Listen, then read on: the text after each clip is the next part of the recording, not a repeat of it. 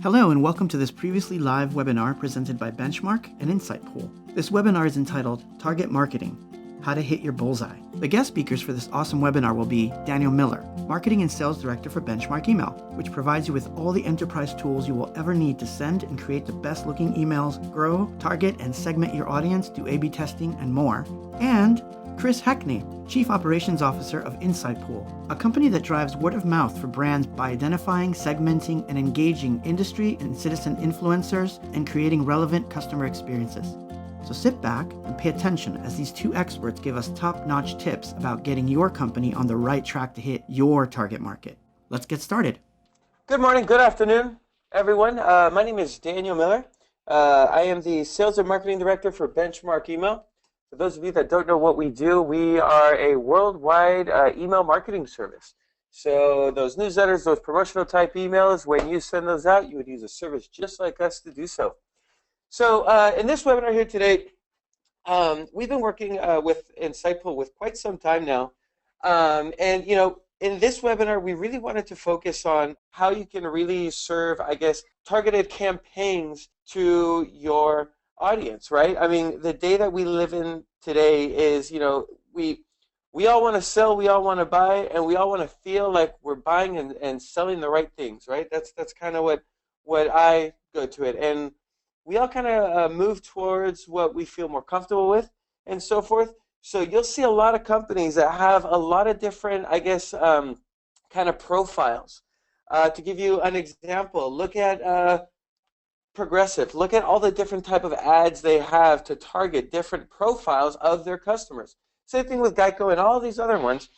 So here we're going to go over the topic of, you know, that target market and how you can segment it and a few other things. So I want to go ahead and get started in regards to segmenting. For those of you asking questions, please, it's going to be towards the very end. So let's go ahead and let's start on segmenting. When it comes down to segmenting, you know, there's a lot of different ways that one can segment their list, right? It could be either by geographic location, by age, by gender, maybe by the sign-up form location. But the bottom line is, you know, what is the value of segmenting to you? It's really to engage, right? It's to better relate to that subscriber. If you segment based on gender, it's again to relate versus male versus female, right? And so on and so forth. One of the biggest ways that people try to segment their list is going to be based on maybe a product that the customer has purchased, right? So, you know, if someone buys a red car, they're going to put them in the red car segmenting list, right? And everyone that buys that red car, they're going to move them onto that, and so on and so forth. But, you know, let's take a step back and let's focus on segmenting when someone is signing up. When you're first getting to meet someone, right? Let's say that they go to your website, they see everything that you have there, and they want to learn more, and they're going to sign up to receive more, right? So you may have a sign-up form similar to what we have here. And the focus that I like to have is to not have more than 3 pieces of information that you're asking for. And the reason being is because, yes, I know you want to collect everything at once, but you got to take your time. If who likes to fill out a form that's 12 pages long? No one likes to do that, right? And in this day and age that we live in, everything is fast, right? If the attention span needed is more than 5 seconds, count me out. I don't want to be there, right? So for that same reason, I highly recommend to have to the most 3 pieces of information to ask for initially. Of course, there's some industries that they can't do that. They need more, that's fine. But in any way, try to make it the least amount, all right? So further on from there, you know, let's say that you were a bookstore, right? What is going to be the 3rd piece of information that you're going to ask for? Because obviously the first one is already the person's name. The second one is going to be their email address. And the 3rd one has to be the most relevant piece of information for you. Meaning, yes, you could ask for their age, you could ask for their gender, you could ask for all that stuff, but is that the most relevant piece of information? In the case that, let's say that I own a bookstore, I think maybe what genre my subscriber is interested in is probably going to be the most relevant piece of information, because later on I can find out their age, their gender, and everything else by their behavior. And I'll talk about that in a few more slides. So Let's also talk about segmenting focus because what I just mentioned may be based upon, what is a product or service that they're interested in, right? So that can be on the moment of sign up. When someone signs up, they can tell you, hey, I'm interested in science fiction books. That's great. Or maybe if they're going out on your website and they click on a bunch of science fiction books, you can understand that they're going to like that style.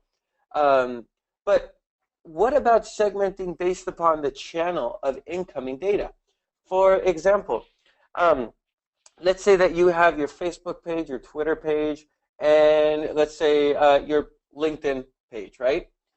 I would assume that each one of those pages has its own purpose, right? That they don't all do the same thing. Because why would you have all pages do the same thing? They may all have the same end result, meaning the goal to achieve. Maybe it's a sign up, it's a purchase, whatever that is. But the journey to get there is going to be much, much different.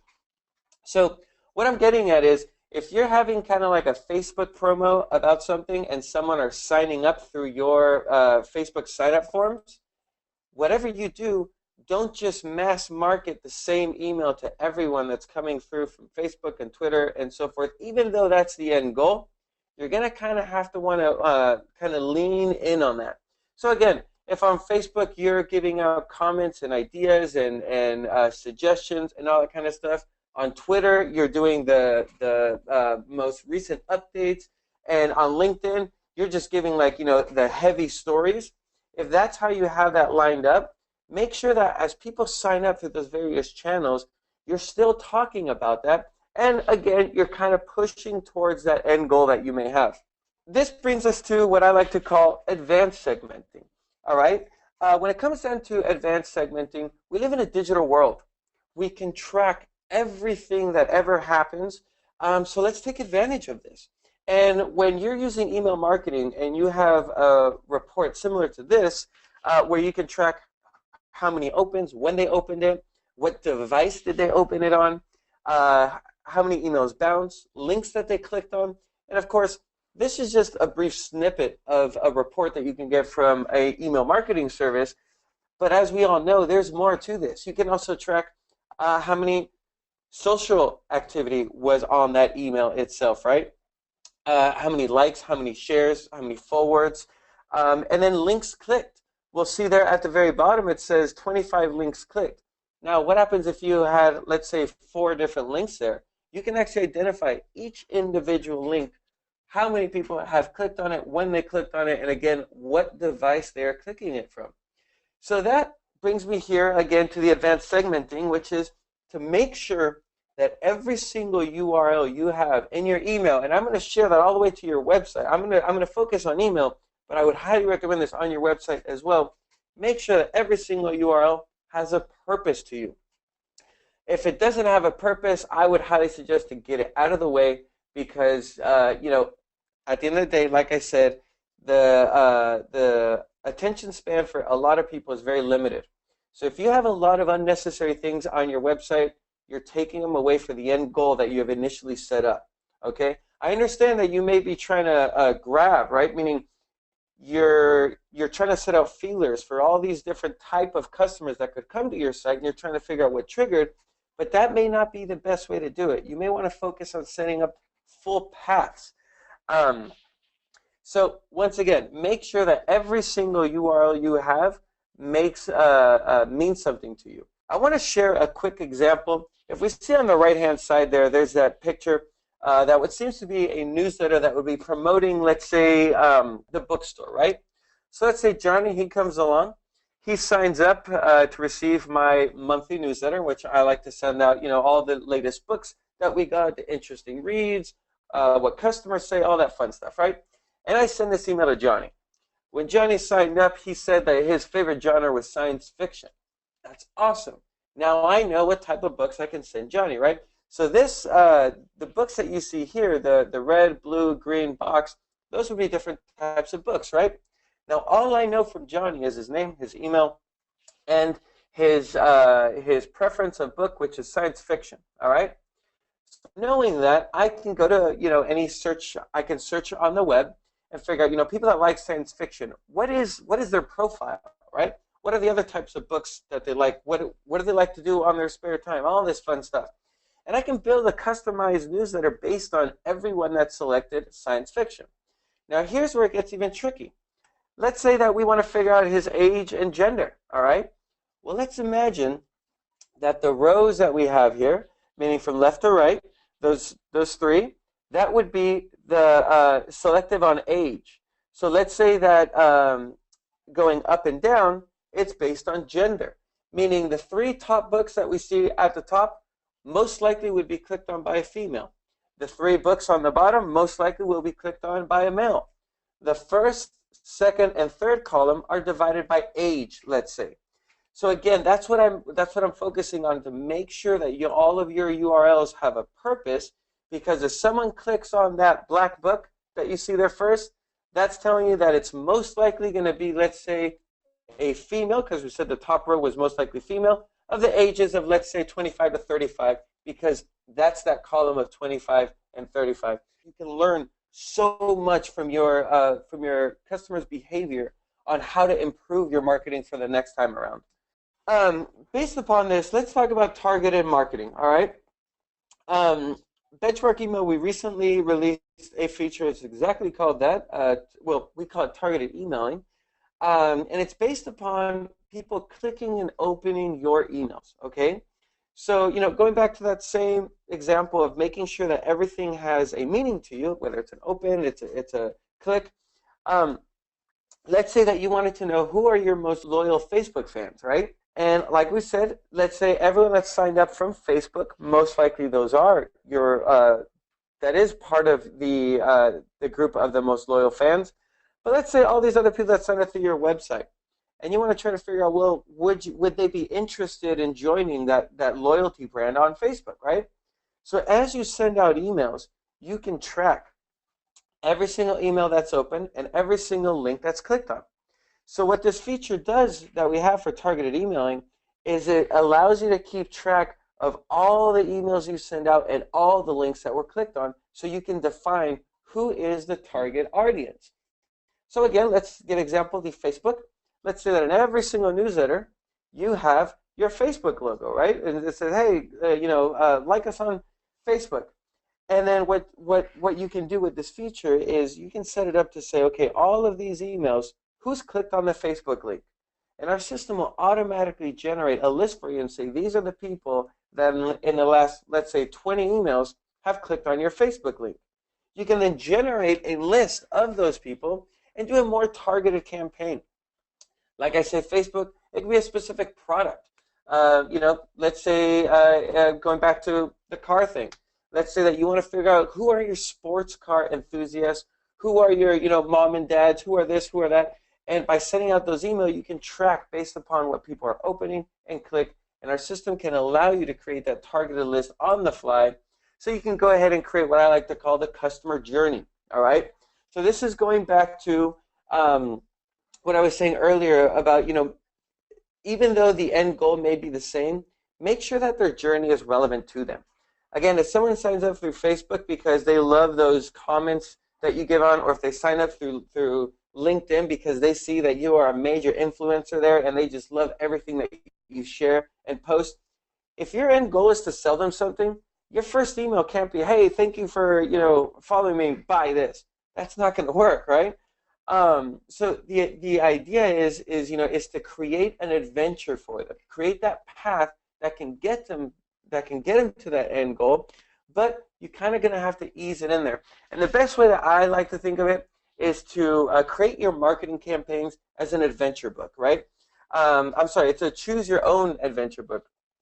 I think Goosebumps was really big into this style of books. It's those type of books that as you read them, you get to choose your own path, kind of way.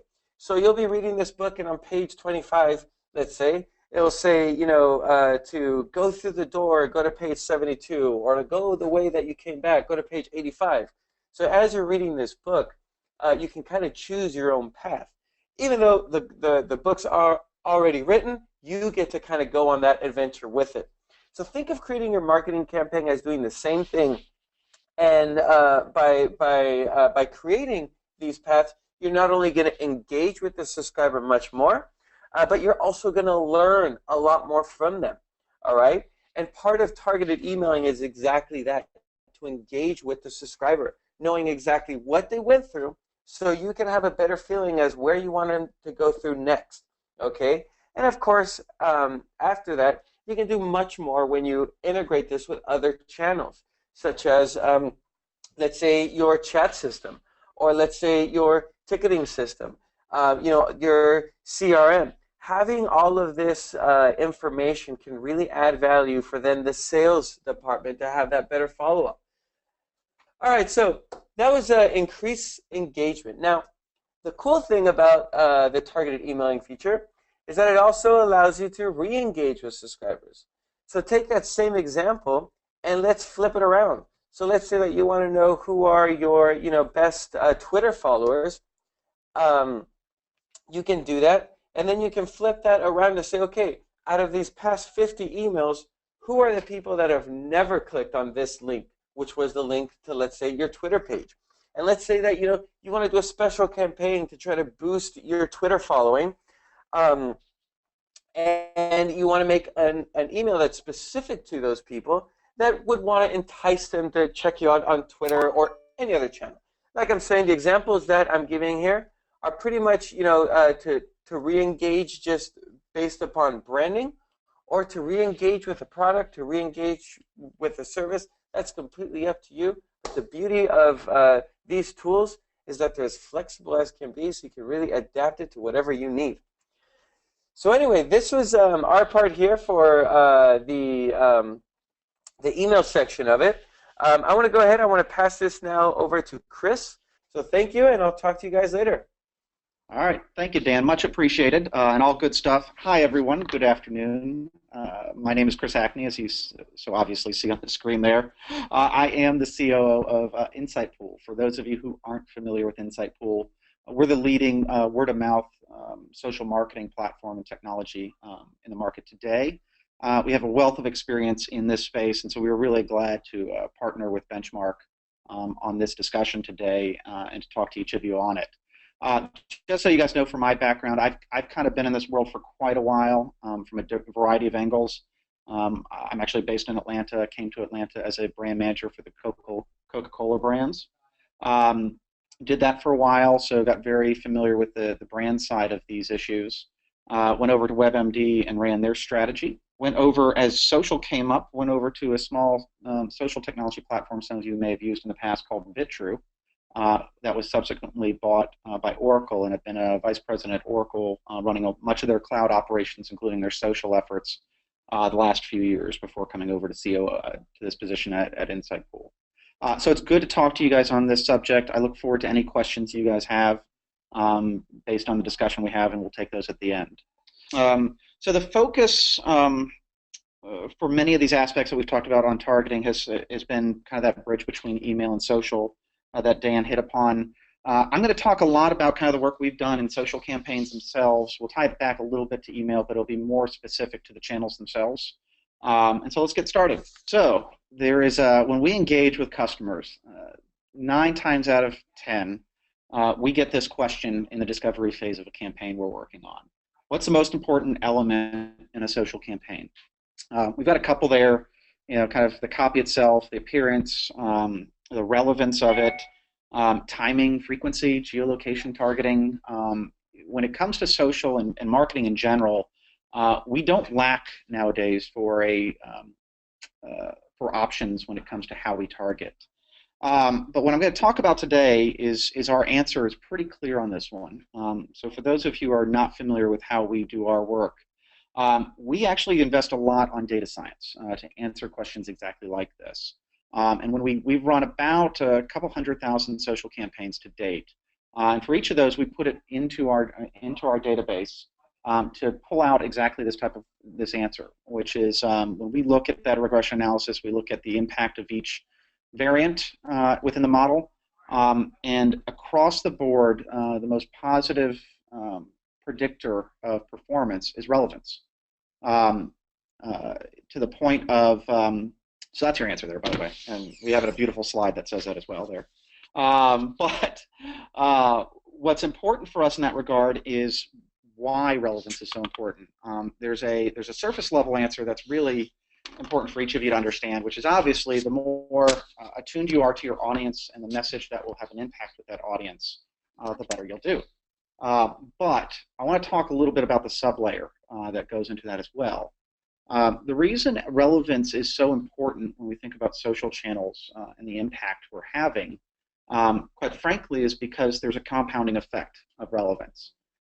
There's a stage of initial outreach where relevance is okay. When we look at other variables, day part can play a very important role in response rates on engagement or other variables you might be looking at for success. Relevance is slightly higher, but not outpacing it by any magnitude. But what's important in social channels, and as you think about kind of nurture tracks or other outreach you're doing, is you're developing relationships. And as you develop those relationships, that initial outreach turns into conversations. And that conversation turns into an actual relationship if you're doing your job really well.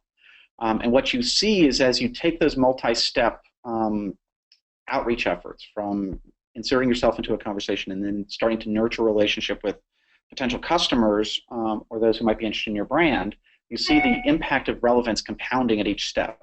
So I want you guys to think about, especially as you're doing your own campaigns, that effect and how you run your own marketing campaigns.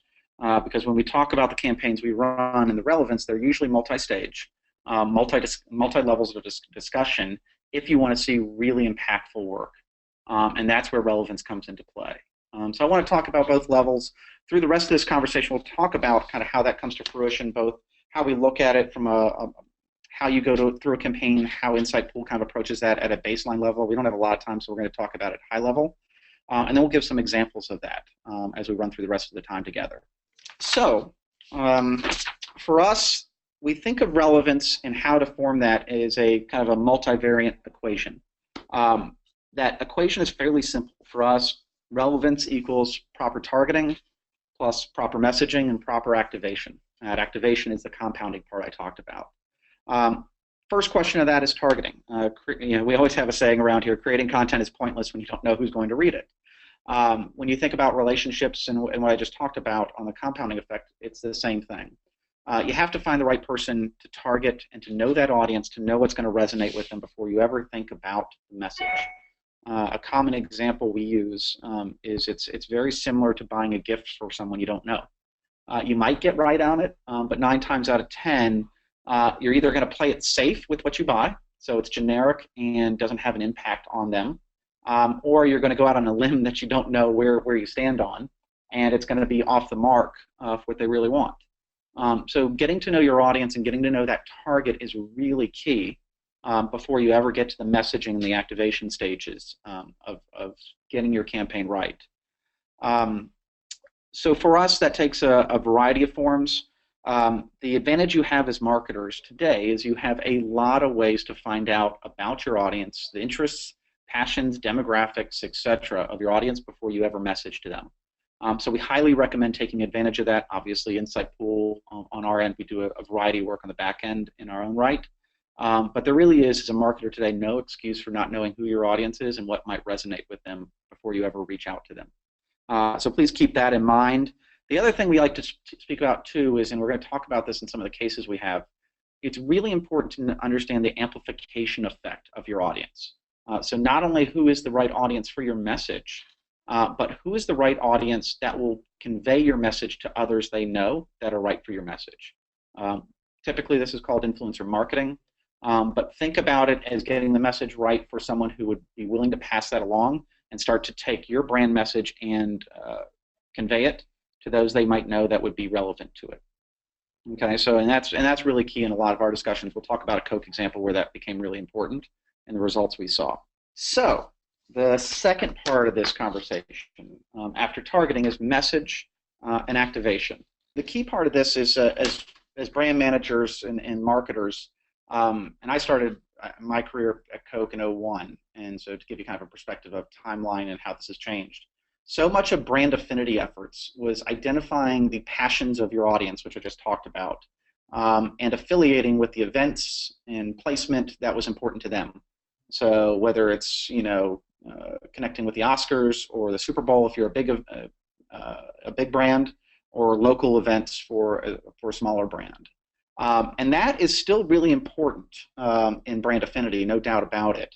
But what you've seen, especially in the last 5 years, has been a complete, almost upheaval of that model as social channels and other ways of connecting with consumers have emerged. And what you're seeing now is an emphasis by brands to insert themselves into conversations, not events. And this is a great example of it from a couple of years ago with the Super Bowl. I think if many of you were in marketing at the time, you're fairly familiar with this. But Super Bowl, basically, this was Super Bowl 47. You had San Francisco and Baltimore, and in the middle of that, the entire stadium went on blackout.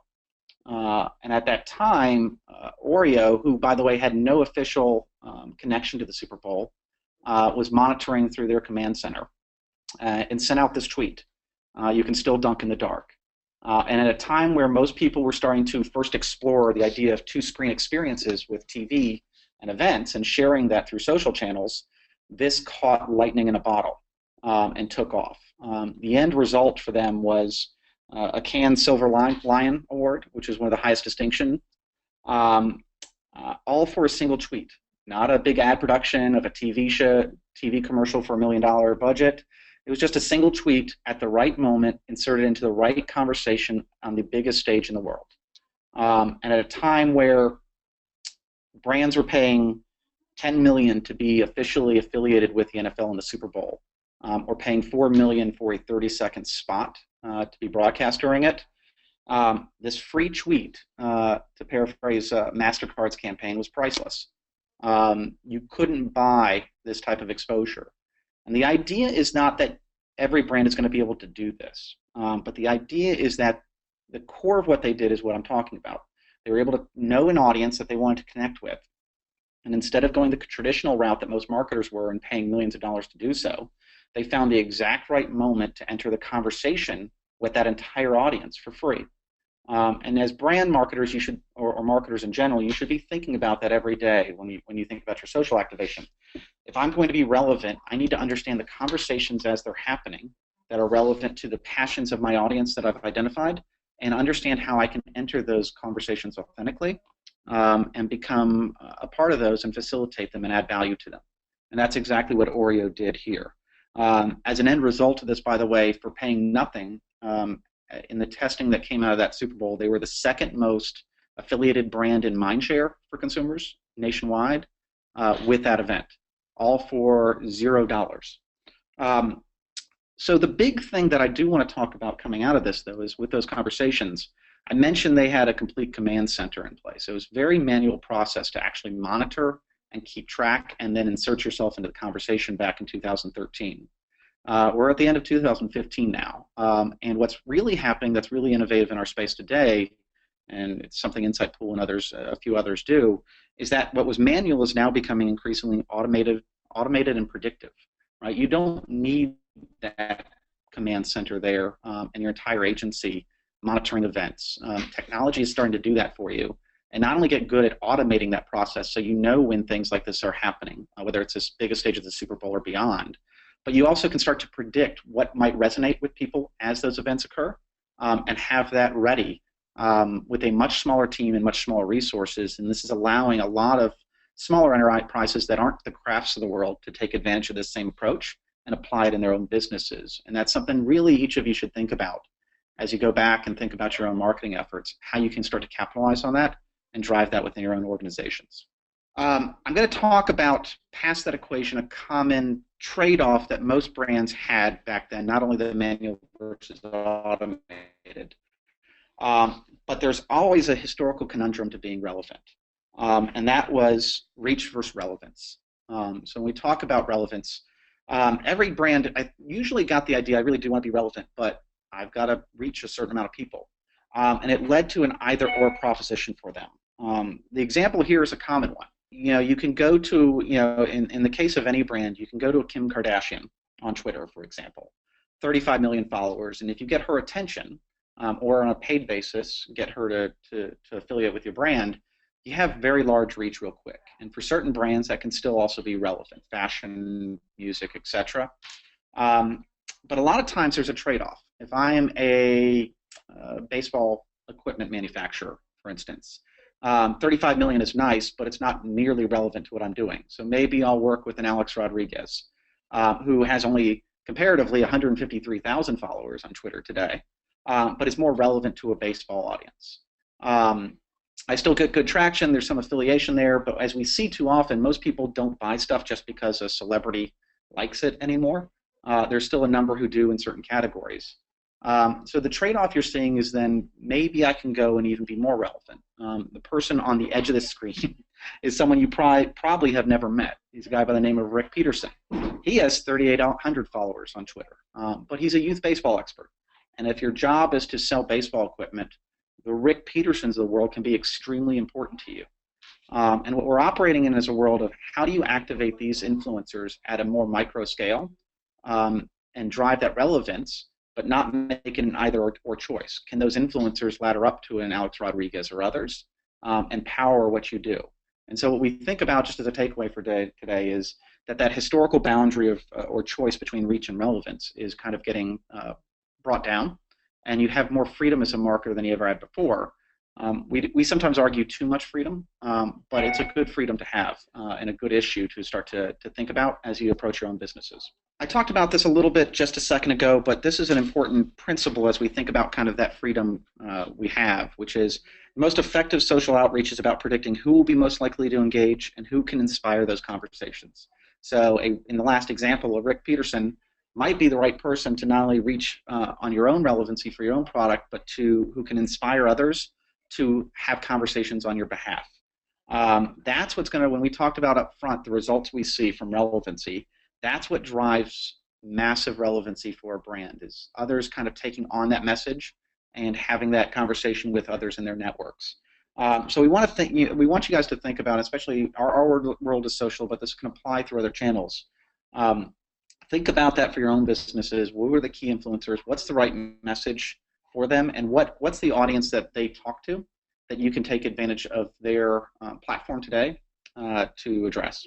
So the last part we have here is just, before we get into a couple examples we have, is pretty straightforward. The old world I talked about was, you could look at segmentation. You could start to conquer this reach versus relevancy piece by creating proxy segmentation efforts via demographics or marketing initiatives like the passion itself, the event itself, like the Super Bowl or football. And they work fairly well, but they weren't really perfected. There's inherently an inefficiency to both of these approaches because it's not getting to an individual level in the analysis and the outreach you're doing. And so what that would lead to many times is the ultimate marketing choice that came from that hurdle I talked about, a shotgun or rifle approach. Basically, do I shoot and hope I hit the target with part of it, much like a shotgun, or do I take precision aim at certain customers or consumers and make sure that I hit the target with just them? And it's the perfect articulation of that reach versus relevancy discussion we just had. With the shotgun approach, obviously you get better reach. It's easier, quite frankly, as a marketer to go out and try and hit a bunch of targets all at once with the same message. But you have low overall relevance. You'll hit the target some of the time, but a lot of times you're sending out messages that are not relevant to the people you sent them to, and leads to pretty good levels of inefficiency. Classic example of the shotgun approach is many CPG companies 10, 15 years ago. I'm hoping I'm kind of hitting a mom's audience with if I'm Pampers, my new mom message. Some of them might have already made a choice on diapers and are not attuned to it anymore. Some of them might be in the database wrong to begin with, and some of them might just be watching a show that's popular with moms, but they're not actually a mom themselves. Right? So you were taking an approach hoping you're hitting the right target. In many cases you might, but in a lot of cases you weren't. Rifle was the exact opposite.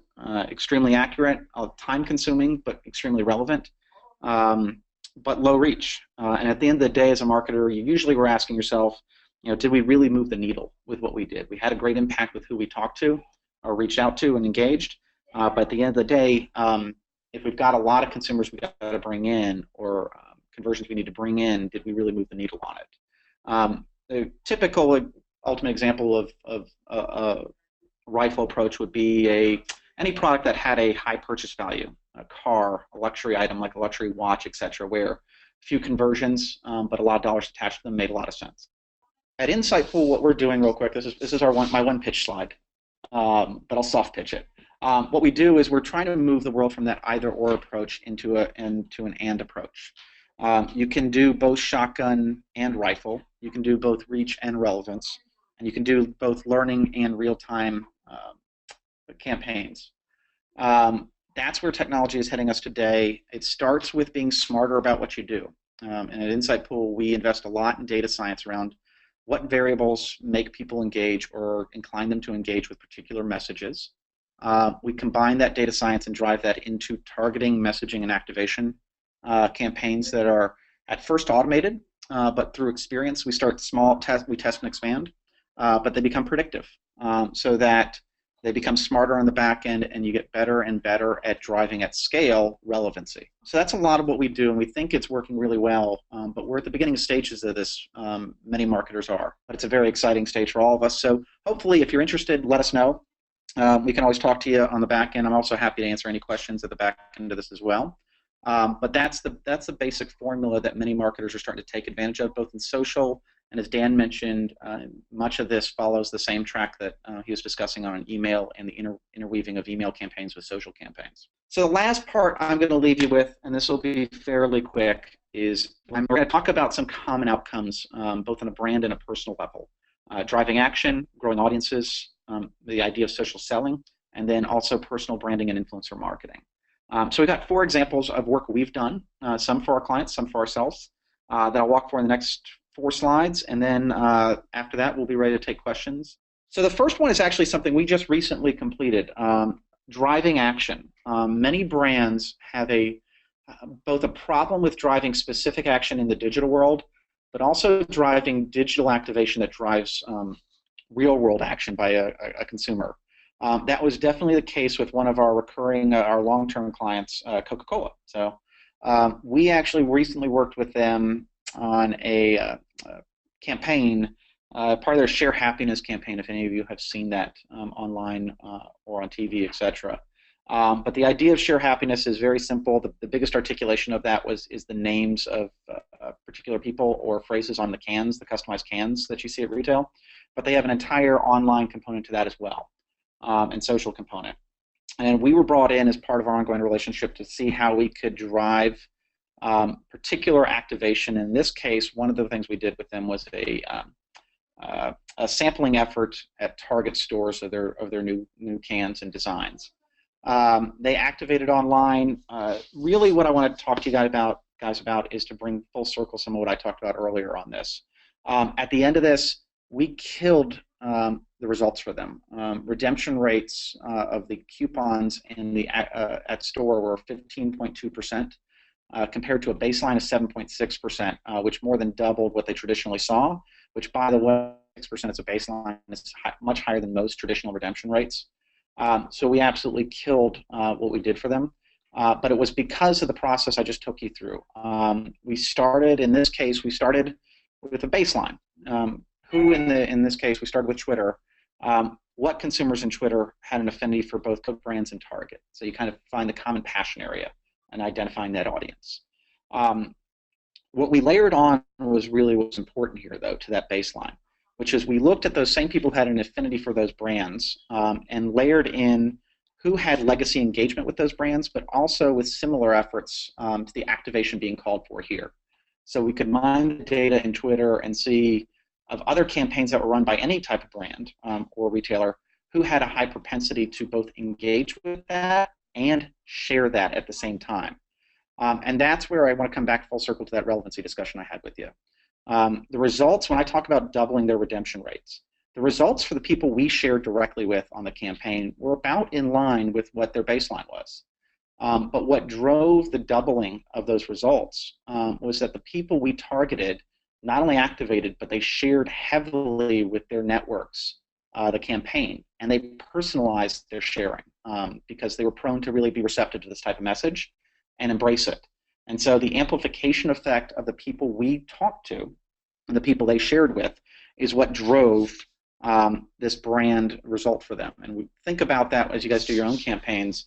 This was particularly important for Coke because the entire campaign is called Share Happiness. So the idea that the results were driven by people sharing what they received from the brand to those friends and family and others that they were connected to was really what got them excited about it, and has obviously helped our relationship in the future work we're going to do with them. So the second example I want to talk about is growing an audience. We are in Atlanta, so of course I'm giving you both Coke and the Atlanta Hawks as our examples here. But this was a case of the Atlanta Hawks. They are a professional NBA franchise. They had an amazing year last year for those of you who follow the NBA. But traditionally, for those who have been in Atlanta, we all know they have had a real trouble getting people to games. Attendance has never been historically strong. So they came in with a new ownership group last year, really working to try and be innovative around how do we target the right people to get them to talk about the Hawks basketball and get people into the games as part of that activation. So growing their audience was a big key to get their attendance up. And what we worked with them on was finding common passion points that would drive people to actually a game experience. And one, when we looked at the data that came very clear with them, was the idea of building their own consumers' own relationships, so dating, and using the event of a game as a dating and meeting environment, but orchestrated to some extent, so it wasn't as nearly as random as it traditionally is. So what we did was we worked with them to use all of our data sources to find those who have followed them before, are single, been on a date in the last 30 days, basically in that dating pool, and start to connect with them.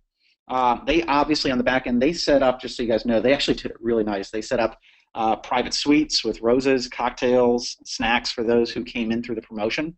They really played it up. But they had to find people that were receptive to that message, and that's what we worked on. What was interesting was one of the requisites that we found worked really well was that we found a high correlation between a response to those who are a fan of basketball and or the Hawks, but were not fans of another NBA team. So they were open to the idea, even if they weren't a fan of the Hawks, they were open to the idea of finding a team to support through their interest in basketball, especially with the female audience that responded to this. We expanded our typical demographics and pushed this really heavy with Atlanta influencers.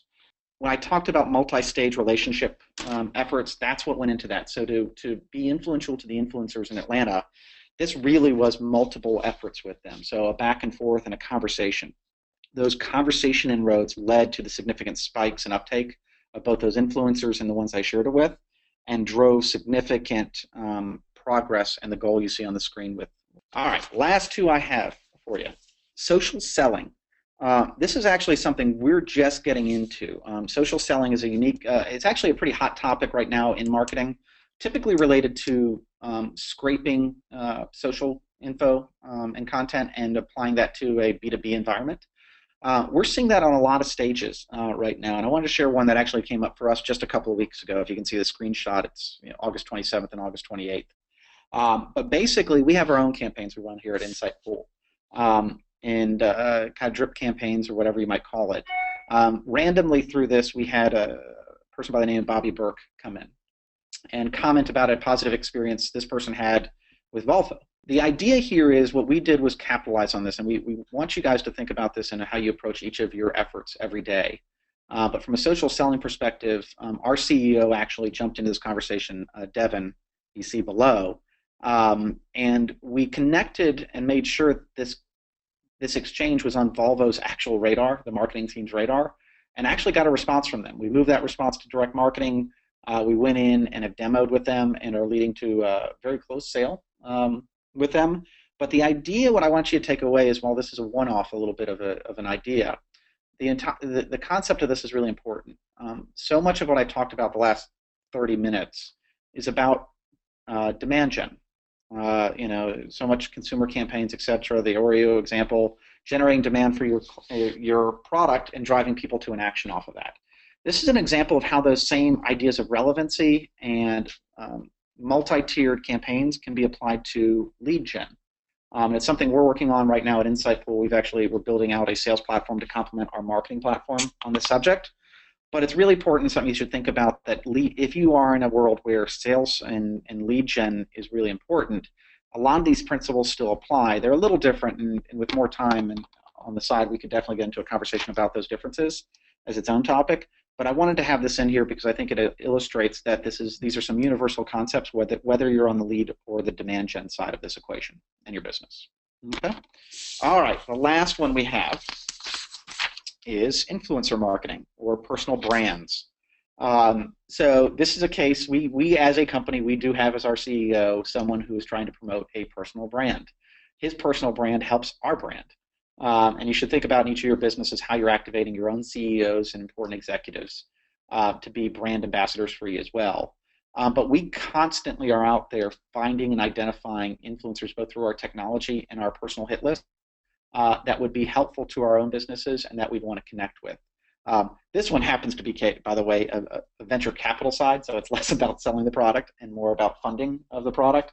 But the principle holds. This was an example of, again, finding a common passion of basketball, watching and following those influencers themselves, and creating interactions and efforts against them to engage in drive relationships. In this case, it came down to, I think, a rivalry between the Hawks and the Golden State Warriors. Obviously, the Warriors prevailed on that front last year, but really kind of finding a way to do good and connect influencers in the process, and that's what they did. In this case, they set up a bet that's going to benefit a nonprofit organization, Girls Who Code, based on that rivalry that was developed and that relationship developed that's to this day helping us. So last point on this is just think about the personal brand side of this, the people you're activating on your side, and how you do that through social channels. From our perspective, we use both our technology to identify those right influencers, but then this is less a case of the technology helping the activation. It's more of a personal activation side that you need and multi-step approach to it that you have to think about. And that is it. Dan, I think there's one last slide here. This last slide really just serves as a bridge between my conversation and Dan's with you today. At a high level, there are a variety of ways to think about not only social as a channel that I talk too much of, but how that channel and others interact. And email, I think, is probably one of the most advanced, where email and social interactions and campaigns that work across both sides have become fairly mature. Again, appreciate your time today. Back to you and I. Chris, thank you so much. I got to say, this information, I mean, it is really, I mean, I'm not going to say it's priceless because there obviously is a price to it. There's services being sold here. But my goodness, I think the biggest takeaway from here is really data. I mean, use the data. It's there. It's digital. You can track everything that happens. If you're not using it, you're just, you're second to the best. That's pretty much it. Okay, so again, thank you for joining us. This concludes our webinar for today. It's a wonderful Wednesday here in Southern California. I hope you're having a wonderful day as well. And please, any further questions, anything that you may have, contact us. It's what we're here for. All right, everyone, have a wonderful day. Bye-bye.